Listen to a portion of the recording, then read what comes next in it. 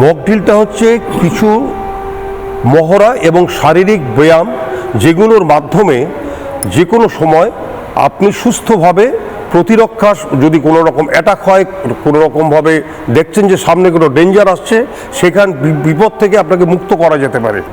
ব্ল্যাকআউটটা হচ্ছে, দেখবেন আপনি যদি একটা শহরের মধ্যে সবসময় আলো জ্বালানো থাকে, তাহলে বিদেশিরা যখন অ্যাটাক করবে সেই আলো দেখে দেখে তারা সেই সব জায়গায় বম ড্রপ করবে।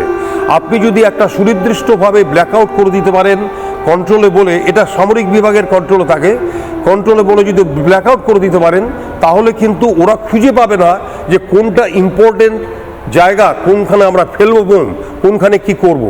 এর আগে যেটা বলা হচ্ছিল সেটা অনেক সময় দেখা যায় যে মাঠের মধ্যে আলো জ্বালিয়ে রাখা হয়, অর্থাৎ ওখানে ওই ফাঁকা মাঠেই ওরা বোমটা ফেলবে এসে, ভুল জায়গা বোমা, ভুল জায়গায় ফেলবে। ধরুন আপনি রাস্তার উপরে আছেন, আপনি কোনো বড় জায়গা পাচ্ছেন না, আপনি এই পেটের উপর ভর দিয়ে শোয়া এবং কানগুলোকে বন্ধ করে দেওয়া, শুয়ে যাওয়া, শুয়ে গিয়ে উপর হয়ে শুয়ে যাওয়া, পিঠটা উপরের দিকে থাকবে এবং কান দুটো শব্দের জন্য বন্ধ করে দেওয়া হবে, যাতে বুঝতে পারা যায় যদি কোনো রকম হিট হয় কানে যেন আপনার শব্দ না যায়।